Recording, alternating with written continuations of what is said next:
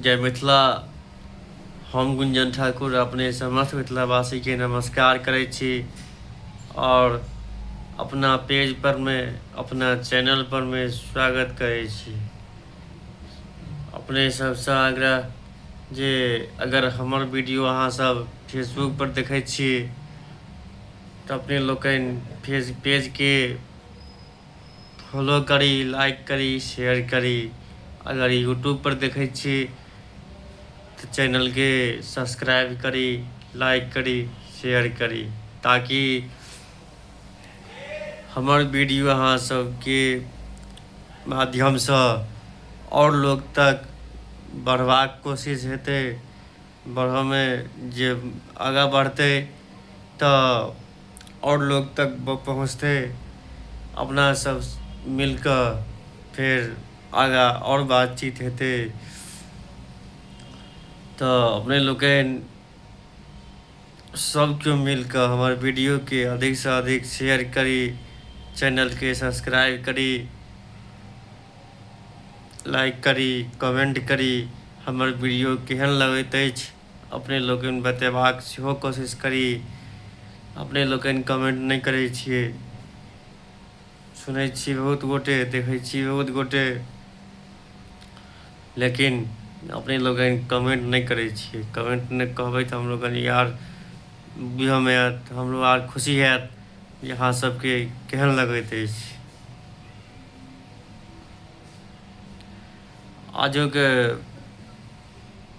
आज हम एलियै वीडियो बनबऽ के लेल, तकर मुख्य कारण की छै तऽ मुद्दा सब रहिते छै हमरा में जखन तखन। हमेशा मिथिलांचल अपन सबके जे छै ओहि पर ने कतबो बाजि देबै तो बात खत्म नहीं हेतै।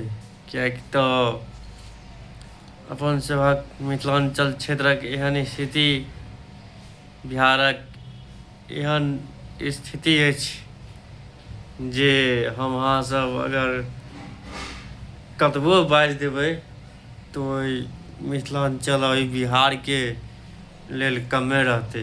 कारण जे मुद्दा के कोनो कमी नहीं छै। बिहार में हर चीज के कमी छै। हर चीज पर में बात उठेनाइ जरूरी छै। हम अहाँ नहीं उठेबै तो के उठेतै? हम अहाँ उठेबै तखने सत्ता में बैसल, नींद में सुतल सरकार, जकरा आँखि नहीं खुलि रहलैए ओकर नींद जहन खुजतै तखने हमर अहाँ सबके किछु काज हैत। एखन जे वोटर अधिकार यात्रा चलै छै इंडिया गठबंधन के, पूरा बिहार में इंडिया गठबंधन अपन वोटर अधिकार यात्रा कर रहलथि है। सही छै, होबाक चाही। वोट चोरी जे भऽ रहलैए ई चीज गलत छै। सरकार में हम अहाँ यदि क्यों भी हो, सरकार में क्यों यदि बैसते और वोट चोरी करते, वोट चोरी कऽ अगर सरकार बना लेते तो वो चीज़ कतऽ तक वो बात सही छै। अहाँ के अगर ईमानदारी, अहाँ के अगर बात पर में अहाँ जे काज करै छी ओ काज के देख कऽ अहाँ के अगर केओ वोट दै छथि, वो चीज अहाँ जानि बुझि कऽ अगर किनको वोट अहाँ चुरा लेलियै, EVM खरीद लेलियै, जे EVM के माध्यम से EVM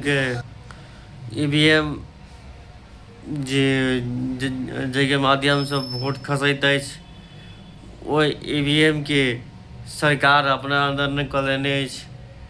आइ यदि वोट खसै छै तो ओकरा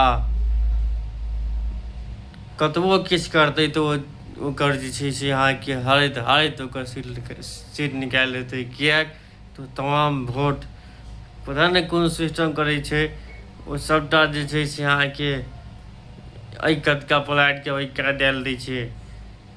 तो एहि चीज पर नहीं ध्यान देबऽ पड़तै। EVM अगर यदि चोरी होवऽवाला चीज छै तो EVM के हटायल जाए, सेहो अनुरोध रहतै हमर देश में एहि प्रकारक ई बिहारके बात नहीं छै, पूरा देशक बात छै जे पूरा देश ने वोट के चोरी कयल जा रहल अछि। वर्तमान में बिहार एखन चुनाव के दिशा में घुस गेल छै। बिहार में एखन विधानसभा चुनाव के इलेक्शन कपार पर बैसल छै। नवंबर में छठ दिवाली के बाद में अपने सबके नवंबर में चुनाव अछि। बिहार में दूटा दल, दूटा आब दल तऽ बड़ छै, लेकिन दूटा आब जे छै से गठबंधन बनल, इंडिया एनडीए। वो अपन पक्ष विपक्ष के सवाल जवाब पर चलैत बिहार चलि रहल अछि। तकर बाद एखन तेसर एखन जे छै से अहाँके प्रशांत किशोर सेहो अपन दावेदारी पेश करैत बिहार में अपन खुट्टा गाड़ि रहल छथि। सही बात छै, आबक चाही, नया नया लोग के आबक चाही। जरूरी नहीं छै जे पुराने आदमी चले। पक्ष विपक्ष अपन एनडीए इंडिया चलै छै। तेसर आदमी सेहो प्रशांत किशोर अपन जन स्वराज नया पार्टी बना कऽ बिहार में अपन खुट्टा गाड़ै लेल तैयार छथि। तो प्रशांत किशोर जै मुद्दा के संग एलखिन है, जै प्रकार से अपन क्षेत्र में जनता के बीच में जा रहलखिन है, 3 साल से लगभग जे छै से अहाँके बिहार के हर गांव घूमि कऽ ओहि क्षेत्र में जाकर जनता के बात रखैत, अपन जनता के बात सुनैत, ओहि जनता के परेशानी के सुनैत अपन एगो पार्टी बना कऽ बिहार में अपन एगो राजनीतिक दल तैयार कऽ कऽ बिहार के इलेक्शन 2025 के चुनाव लड़बाक वास्ते अपना सबके बीच में उतरल छथि। अपने सबके आब सोचबाक अछि जे प्रशांत किशोर जी बाजि रहलखिन है, जे प्रशांत किशोर जी कहलखिन है, जे कहि रहल छथिन, ओ सही कतऽ तक छै, खराब कतऽ तक छै, ओ की सही कहि रहलखिन है, की गलत कहि रहलखिन है, ई चीज सेहो देखबा पड़तै। जे आब उनका तऽ विश्वास केना करबै, विश्वासो केना, देखियो विश्वास तऽ हम अहाँ कांग्रेस पर सेहो केलिए, बीजेपी पर सेहो केलिए, लेकिन किछु भेल नहीं हमरा अहाँके। तऽ तैँ अपने लोग अगर ध्यान देबै तखने किछु होवला छै।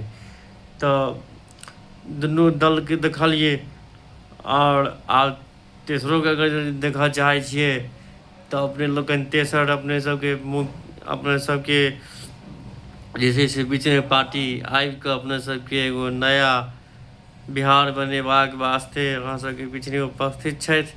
अपने लोकनि सोचियो विचारियो, और जे छै से अहाँके अगर भऽ सकै तऽ प्रशांत किशोर के लेल जाय। अपने सब सोच विचारी। जय मिथिला, जय मैथिली।